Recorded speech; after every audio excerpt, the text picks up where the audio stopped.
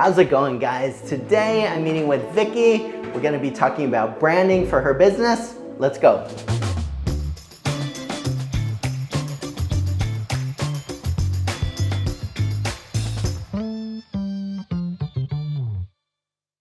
Welcome back, Vicky. How are you doing today? Doing well, thank you. Good, good. So last week we talked about what type of business you would have, really focused on the VA space, and we spent a little bit of time since talking about branding, but in today's class I really want to focus on that more than anything. So if you can, open up your workbook to the branding page. And how much would you say you know about branding so far? When you think about that, is it kind of a foreign concept, or do you feel like you know a little bit about what that is? I think it's just like something that makes you stand out from all the other businesses that offers almost the same or the same business that you have. I put down my definition of branding, which is branding is the art and science of invoking the thoughts and emotions you want your target audience to have when they consider your brand. So always we really want to be thinking about who are the type of customers or clients that you want to reach out to. So there's a few ways that I like to think about branding and kind of divide it up at the very beginning. And the first one is personality.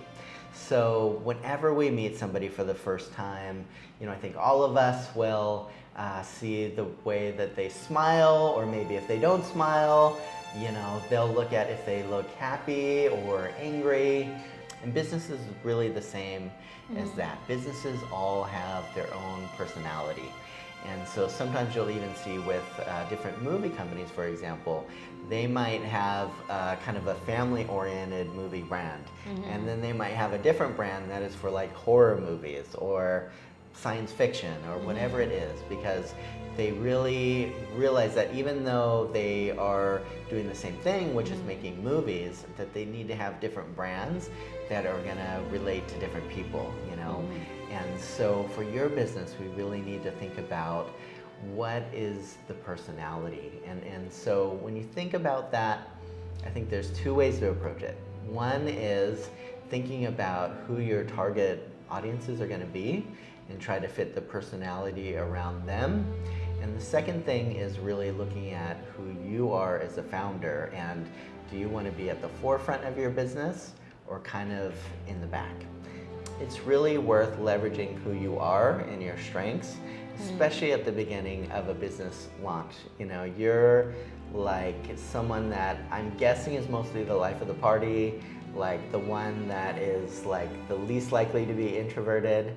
And if that's the case, you know, I would tend to lean towards you know, really being a part of the brand. And I think for anybody thinking about the personality of their business, you got to kind of be realistic about who you are. And there's no one right way to, you know, being part of the brand of your company or not. But I think when you really know who you are as a person, that really kind of helps steer you into what's needed. Second thing I want you to think about when it comes to branding for your business this week is thoughts. And what I mean by this is that when people think of your business, when you think of Vicky's business, what do you think of? You know, what are the type of things that you want them to write down here? So what is a business that you like a lot? It doesn't have to be in the Philippines, but it could be. But tell me a business that you like a lot. I would say with a restaurant, I like a lot the seafood restaurant. Okay. Yes. And is there a name of one that you could think of that you like a lot? It's okay to mention their name. Oh, okay. This is not sponsored. This is not sponsored, yeah. But if you want to sponsor this, Feel free to do give so. some funds to Startup Tribe Fund here as well. So who is the business that you like a lot that surely will be sponsoring us in the future? I like the Seafood Island in Ayala. Okay. Like the upper part. I really love them. I mean, I've been eating in the seafood restaurant here in Cebu. That's my like favorite. It's the seafoods. And what did you say their name is? Seafood Island. Seafood Island. Send us your sponsorship, Seafood Island. All right, so when you think of them, like mentally think of them, what do you think of? I feel happy when I'm eating their food. Okay. I also like the services that they give, like very happy crew, and then they're always like accommodating you when you need something more. You're not even done with your food, they're already there. If you want, of course, like the proper service that you give also. So I want you to follow that same process with your own business. I know that we're just at the beginning, but this week I really want you to like write down in your workbook, when people think of my business, which we still have to, work on a name for, but what thoughts do you want them to have of your business? Is it good customer service? Is it reliable? What are those type of things that you would want them to think of? It's really going to be a part of your brand. All right, and the last thing I want to look at today when it comes to branding is that what feelings do you want people to have when they think of your business? And I think that businesses that are successful really capture people's thoughts and what they think of with that business in a possible way. Businesses that are even more successful capture people's feelings, because I think so often people respond to businesses based on feelings even more than thoughts.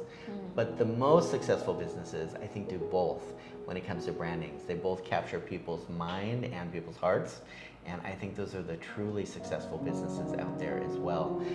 The more you really capture people's heart and mind, I think with branding, the more your business will really gain traction from a very early stage.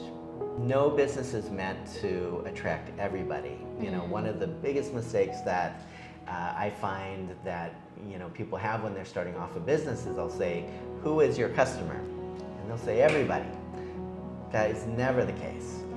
Your actual customers might be just the smallest fraction of 1% of people in the world. But as long as they are really passionate and fans of who you are and what you do, you'll always have a steady flow of clients and successful business. So even some businesses, I don't think yours, but others might polarize people, and that's okay, as long as they have their true fans.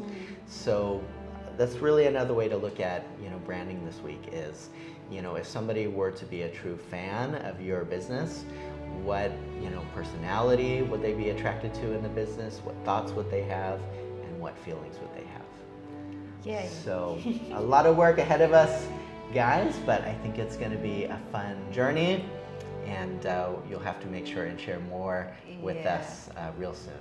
That will be really a challenge to do this week, guys. And I always love to do challenges and assignments when it comes to this matter. It will give me time to think before bedtime, or I'm going to really get time to study and look at things that I want to do with this business, with this journey, and to go deeper, even to be able to start the business right, happy and positive. Well, guys, time for us to go so Vicky can get to work on branding the business. But as always, thank you so much for taking the time to watch, and take care. Bye-bye.